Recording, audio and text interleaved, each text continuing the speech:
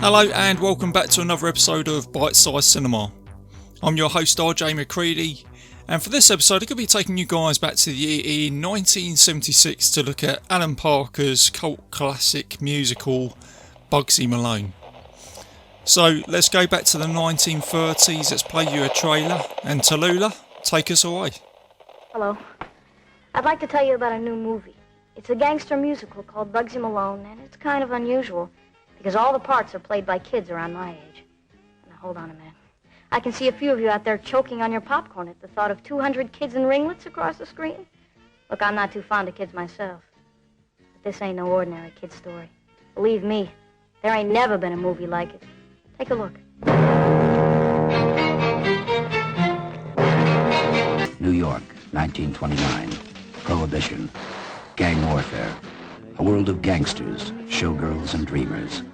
Bugsy Malone. Quite possibly the most unique motion picture for years. Everybody loves that man, Bugsy Malone. And if that isn't enough, Bugsy Malone is also the year's major musical. That slam, grand slam, C-E-Z.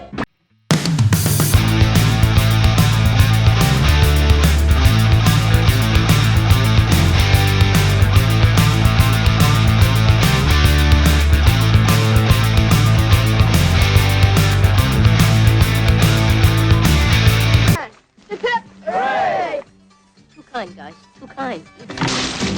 That's him. Don't ever forget that. Number one man, top dog, Mr. Big. How about smearing my lipstick? Careful, Tallulah. Come any closer, I have to call my lawyer. Every year brings a great movie.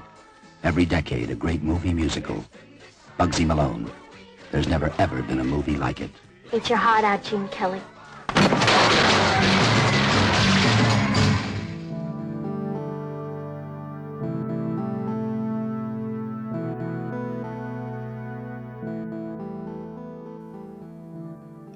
And welcome back, guys. So the synopsis for this film is quite a short synopsis here. It's a classic gangster story of Bugsy Malone told with an all-child cast. It's got a 93-minute runtime. It's rated as a suitable movie for everybody to view, and it's a comedy, crime, family musical. It was written and directed by Alan Parker, and this was actually his debut movie. And he went on to go and make films such as Angel Heart with Robert De Niro and Mickey Rourke, Birdie with Nicolas Cage, and The Commitments, which is another type of musical, I guess you could say. It's got that sort of musical influence to it. It was funded by Rank Productions for $500,000, and it made $2.8 million at the box office, and it didn't do too well in the US, but it did really well in the UK, and that's where most of the money was made. But it's since become a cult classic, and I don't know anybody that doesn't like Bugsy Malone. It's a bit of a household name. It's one that I grew up with, and everybody seems to know the songs to this film. And whilst I'm on that, Bugsy Malone is one of those films where a lot of people I speak to who don't like musicals tend to like Bugsy Malone for some reason, and it just seems to have reached out to everybody. And even though it's a musical, there's a lot of musicals out there, there's a hell of a lot of them. I would say that Bugsy Malone is unique because it is children playing adults with the gangster theme, the splurge guns, the cars. It's got an awful lot of heart to it. It's got a really pacey story. There's no point of this movie where I'm bored. The songs just seem to punch right at the right time. All the characters are great. The bad guys are really good. The good guys, you're behind them all the way. There's comedy. It's just a really good feel-good film. So all in all, it deserves to be a classic. It deserves its mark in there, and I think it's reached number 18 in one of the best musicals in the polls or whatever in one of the magazines. And going back to the production of the song, and particularly the musical side of this film, is the actual singing is all done by one person. That is Paul Williams, who is known for playing the character Swan in Phantom of the Paradise. And he does all the songs and music to this film. I think he wrote a lot of the songs as well with Alan Parker, so between them they put it all together. And I think the only actor or actress in this film who does their own singing is actually Jodie Foster. But again, when I watch it, it does the film justice. It works so well, and Paul Williams does a great job. His voice is fantastic in this. So let's have a look at the cast for this film. So pretty solid cast. You've got Scott Baio as Bugsy Malone, and he went on to go and do Happy Days after this. Jodie Foster as Tallulah, and she already had about 10 credits to her name before doing this. She was very well known in Disney. She was in Robert De Niro's Taxi Driver, and she was only 16 when she did this movie, but with all her credits in other films, she was very capable. And Alan Parker even said, if I went sick, he said I could just leave it to Jodie Foster and she could probably go and direct this film for me. That's how confident he was with her. And she helped out with all the other kids on set, so that worked out pretty good. You got John Cassis, I think that's how you pronounce his name. He plays Fat Sam. He never acted before in this. Alan Parker went to a Brooklyn school for the auditions. He went to the school and he said, who's your naughtiest kid in the school? And it was John Cassis, and there you go. He plays Fat Sam, does an incredible job, brings a lot of conviction to his character. Florence Garland as Blousy Blow, and Dexter Fletcher. He's known for films such as Lock, Stock and Two Smoking Barrels, and he's doing great in the directing world. He directed Rocket Man, and I think he was producer for Bohemian Rhapsody, so he's doing very well at the moment. But this was his debut movie as an actor, and he plays the iconic character Babyface. Give this the babyface, give this the babyface. So there you go, guys, that's some of the cast, just to name a few, and it's a pretty solid production. And I've got some trivia for this film. So it was actually filmed in England. It was filmed at Pinewood Studios, and they made all the sets for this movie. So all the stuff that you see on film is all sets that has been built at Pinewood Studios. And I think, I should know this actually, I think it's either based in Chicago or New York, but the sets are pretty cool in this. They had to use 1,000 custard pies in the end of this movie, and about 1,000 gallons of cream for the final shot, the final bit where, it could have been anything that you wanted to be. The splurge guns actually fired ping pong balls, because they tried for 3 weeks to try and make these things fire custard. It couldn't work, so they ended up using ping pong balls, and then very cleverly sort of cut and edited it to make it look like it was firing cream. After making Bugsy Malone, Alan Parker was actually a little bit unsure about this film. He weren't sure if he made a good film or not, but over the years he has grown to love it. So he has now become a fan of his own movie, and quite rightly so. Should be very proud of it.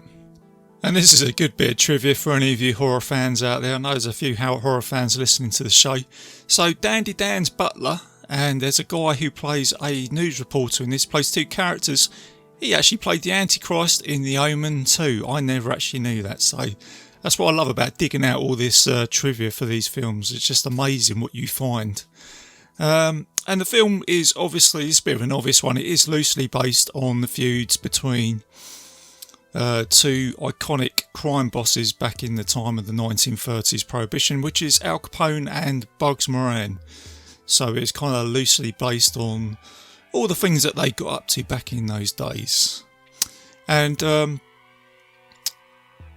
way that very story got put together, and the way Bugsy Malone got written initially, is actually a story that Alan Parker told to his kids on some very long, boring drives on the way to the beach on holidays. And he just told this story about children playing gangsters in the 1930s, and he kind of amalgamated the Al Capone and Bugs Moran theme together with that. So that's how Bugsy Malone got put together. So it's actually a story told to children during a road trip. So there you go, that's some trivia for the film. So let's have a look at the movie. Let's do a bite-sized review of Bugsy Malone. And what I'm going to do here is actually I played a very, very short trailer at the beginning of the show, and when I had a look at the trailer for this film, it's actually it's got a lot of like sound bites for the film. So what I'm going to do is I'm going to amalgamate that into the review, because I'm allowed to use trailers. So I'm going to chop that trailer up and use it throughout the whole show, so you'll hear a few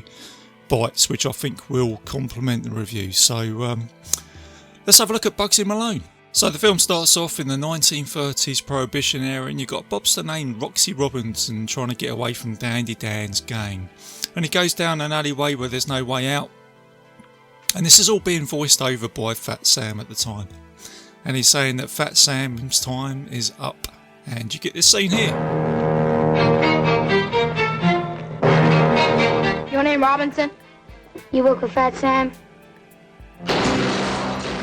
So poor Roxy Robinson gets splurged, and then you've got the introduction to the song Bugsy Malone. Everybody loves that man, Bugsy Malone. And then you've got Fat Sam again introducing himself and Bugsy Malone, being a boxing promoter and saying that he is the hero of our story. Bugsy Malone then makes his way to Fat Sam's hideaway where you can drink alcohol and have nighttime entertainment, and it's called Speakeasy. And you've got the girls singing some songs. Fat Sam's Grand Slam. See. Great little song there. And then you've got Fat Sam, and he's worried about his rival Dandy Dan, who's going to try and take over the control of Speakeasy. So the main building block for this film is the rival between Dandy Dan and Fat Sam. And then whilst all this is happening, you've got Blousy Brown, who is trying to make a career in singing. And she goes to Fat Sam to see if she can have this big opportunity, this big break. But Sam, being too busy with the worries he's got with Dandy Dan, he just tells Blousy, come back tomorrow, and that's all she says, come back tomorrow, that's all he ever says. And then Bugsy Malone trips over her luggage, and then this is where he meets Blousy, and he's smitten with her, and he's flirting, and he's trying to chat her up. And whilst they're talking, they've got themselves a table together and a drink. Dandy Dan's men enter the bar, and this is where you get introduced to the splurge guns. And after this, Dandy Dan's men continue this destruction by taking out all of his liquor rackets and splurging some of his gang members. So with Sam's empire falling through his fingers, he thinks the only thing I can do is try and get some guns to try and retaliate against Dandy Dan. So he gets a phone call of a shipment of guns, and he sends all of his men to the laundry. But they get double crossed and splurged by Dandy Dan's gang, and all Sam is left with is Knuckles. And then whilst all this carnage is going on, Blousy Brown is still trying to progress her career as a singer, and she goes to a theatre. It's quite a funny scene actually, where she goes to the theatre and there's the judges there, and before she goes onto the stage there's like a ventriloquist act, there's girls dancing, and all you got is a judge going, next. And then even before one of the performances comes onto the stage, I think it's a woman with a harp, before she even plays, he goes next like that. And then as soon as Blousy gets onto the stage, she's just about to sing, and then it's a role played by Bonnie Langford, and she comes on and she just steals the show, so she is blown out of the water again. But then Bugsy promises her that he said, if I speak to Fat Sam, I reckon I could probably get you a performance there, because I believe in you. So Bugsy and Blousy return to Fat Sam's, and this is where Blousy sings a song called I'm Feeling Fine, which is a pretty cool song. But by the end of the song, Tallulah comes out, who's played by Jodie Foster, and she's got a thing for Bugsy, and she gives him a kiss on the forehead, and then Blousy gets a little jealous and storms out, and then she's not talking to Bugsy. So Bugsy's got a few problems here, he's got some issues with the ladies, but he is the only hope for Fat Sam. And Sam hires Bugsy to accompany him to a meeting with Dandy Dan, because he says, look, Bugsy, I'm all washed up, I haven't got any choice, can you help me out? So you get a classic meeting here of Fat Sam and Dandy Dan. You're a dime a dozen gangster, Sam. You're a dirty rat. Who try to draw up some kind of truce here in this, and this is where you're introduced to those classic cars in this movie, and they are cycle propelled. They're brilliant. I think they did about 16 miles per hour or something like that, and I always wanted one when I was growing up. I thought they were really cool. I'd love to have one of those cars. But anyway, going back to the double cross, Dandy Dan, he traps Fat Sam, and his only hope now is Bugsy, and Bugsy comes to his rescue, he gets into the car, and now you get a car chase, and it's brilliant.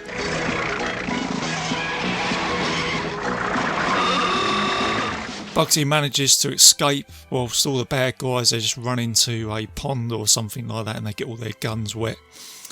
And before this, I forgot to mention they drive through like a chicken shed or something, and then Fat Sam's covered in chickens, and he says, "Go and cock-a-doodle-doo somewhere else." But he's really pleased that he's got one up on Dandy Dan, and he says to Bugsy, he says, "Look, there's $200. Go and treat yourself to a new suit." And with the $200, Bugsy treats Blousy to a nice day out, and have a nice day out in the park. And he promises her that he'll take her to Hollywood to see if she can try and get a big break there. But as he's bringing his car back, his car gets stolen and he gets robbed by a gang, and he has all his money taken. But then he gets helped out by Leroy Smith, and he takes out all the attackers and he gives them a good sorting out. And this is where Bugsy says, "With that punch, you know, you should be a boxer. You ever thought about being boxer?" And then Leroy Smith says, "Nope, nope, nope." And then Bugsy says, "Do you say anything else but nope?" And he goes, "Nope." So Bugsy, being a boxing promoter, he says, "You know, I need to introduce you to Cagey Joe, who will help him with some training." You get this classic scene here where Cagey Joe, he speaks to Leroy and he says, "So you wanna be a boxer?" And you get this great song here. Put him in the ring, Joe, chicken a la carte. Let me have a wing, Joe, tearing him apart. That chicken will crow. Then he'll call it quits for sure, Joe. Oh, and it's brilliant. It's just fantastic. So then Leroy gets up into the ring and he has his first punch, and there's a guy giving him all the jabs and he's sort of moving out of the way, and then Leroy just goes smack and he just takes this guy out just with one punch. Then Cagey Joe goes, "He's got it." And then going back to Fat Sam, he tries to develop his own splurge gun, and he gets his only gang member left to try it out on a cutout of Dandy Dan. But unfortunately it blows up and it takes poor old Knuckles out, and Fat Sam is left there with nothing, and he's kicking the cutout of Dandy Dan, saying, "This is all your fault." So Fat Sam has no choice now but to go back to Bugsy Malone, and Bugsy Malone now has a plan, and he goes to a workhouse to recruit some men, and this is where you get this song "Ordinary Fool," which is a pretty cool song. So be a man, you know you can't be certain that you'll lose until you try, so give it a try. And the recruitment of pretty much an army, he follows Dandy Dan's men to a warehouse where they steal a load of guns. So now, armed up with splurge guns and an army, Fat Sam organises a night at Speakeasy where everybody's having a good time, and he says, "Let's just all act as normal, let's just wait for Dandy Dan to turn up." And then you've got the piano player playing Fat Sam's Grand Slam, "Speakeasy." Gonna get ya, gonna get ya. Great song. Can't help but sing these songs once you get them in your head. So everybody's just having a good time, and then Dandy Dan turns up, and then you get the final act in this movie where you get thousands and thousands of custard pies flying between everybody. Everybody gets splurged except Bugsy and Blousy. They come out squeaky clean, and even Dandy Dan says, "This is getting ridiculous." And there's a funny scene, I forgot to mention this guy, it's the janitor dude, I think his name is Fizzy or something like that, and he actually has a really good song in this. He plays a song called "Tomorrow," which is really good. I forgot to mention that earlier. And it's funny because he goes into the cupboard and he's trying to avoid it all, and he opens the cupboard door and he's poking his face out, and then he opens up again, and then this custard pie comes over and gets him. So it's brilliant. And then whilst all this carnage is going on, the piano player just hits the keys, and then everybody sort of stops, and then he plays that classic song. "We took the easy way out." It's great. And then you've got that brilliant ending song where it's like, "You give a lot of love and it all comes back to you. Da, da, da, da, da, da, da." I'm not going to sing the whole song, guys, but it's brilliant. The way this film ends, it's so upbeat. Dandy Dan and Fat Sam, they decide that they put their differences between them, they shake hands, and some of the people that got killed, they come back. You see all Fat Sam's gang members come back, and you know, they're singing away. And like I say, it's probably the most upbeat ending you're ever going to see. It's a great song, it's just a great way to finish this film. And then you've got Bugsy and Blousy, they leave, they get into the car, and I guess they head off to Hollywood and go and live happy ever after, and then you've got the closing credits to this song, and it just says the end. And there you go, that is Bugsy Malone in a bite-sized review. If you haven't seen it, go check it out. I'm sure you probably have. I don't know anybody that hasn't seen this film, but you haven't seen it, go check it out. So hope you enjoyed that, guys. I will be back soon for another episode of Bitesize Cinema, and I'm going to be looking at another iconic movie. It is Rocky 3. It's actually one of my favourites out of all of them. Number 4 is pretty good. People like number 2. I think in the Rocky movies there's something for everybody, but number 3 is my favourite, and it's probably a lot to do with the fact that it's in the 80s and Hulk Hogan's in it with Mr. T. So, but anyway, I'll leave all that for the next episode. So look out for that. And as a bit of admin, guys, I am a proud member of the Legion Podcast Network, so go and check out all the other shows on there. I'll play a promo at the end. And you can find Bitesize Cinema on iTunes and YouTube, and I think there's a few other players out there. So that's it, guys. Keep it bite-sized, keep it safe, and I will see you soon. If you enjoyed this show, then make sure you check out the other great shows on the Legion Podcast Network, like Cinema Psyops, Cinema Beef, Devour the Podcast, Duncan and Bo Come Correct, Exploding Heads Horror Movie Podcast, Friday the 13th, Get Slayed, The Helming Power Hour, Hello, This is the Doom Show, Hero Hero Go Show, Kill the Cast, Underwater Kaiju from Outer Space, Jerry Hates Action, Legion After Dark, Mental Health, Obsessive Cinema, Discourse, Pick 6 Movies, the podcast by The Cemetery, the podcast on Haunted Hill, the Psychosemantic Podcast, Rick Radio, House of Wax, Dude Looks Like the 80s, Rabbit and Red Radio, the Shadecast, Short Bus Cinema, 2 Drink Minimum Commentaries, the VD Clinic, Who Will Survive Horror Podcast, and Witch vs. the Doomsday Clock. With such a wide spread of shows, there is guaranteed to be a niche for you to fall in love with. Horror, politics, movies, books, sex, music, commentaries, health, video games, kaiju, action, news, comedy, and opinions that would most likely get you killed in some parts of the world. We are proud to bring you some of the best podcasting in the world. Check us out at www.legionpodcast.com, iTunes, Spotify, Stitcher, YouTube, and any other dark corner of the internet where podcasts can be found.